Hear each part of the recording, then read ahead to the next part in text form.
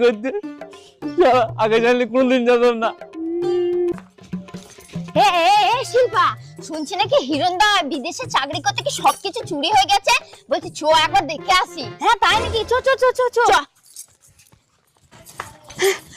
আরে ঠাকুরপো, শুনলাম তোমার নাকি ফোন চুরি হয়ে গেছে। হ্যাঁ গো বৌদি, চুরি হয়ে গিয়েছে। তা থানায় রিপোর্ট করনি? গিয়েছিলাম তো থানায় রিপোর্ট করতে, বাইরে বাইকটাকে রেখে দিয়েছিলাম, বাইকটাও চুরি হয়ে গিয়েছে।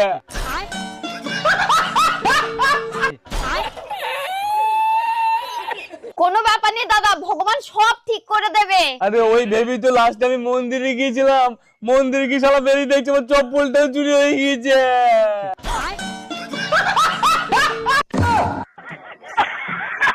ও তো বাড়ি কখন আসলে? এই তো কিছুক্ষণ আগে আসলাম হেঁটে হেঁটে।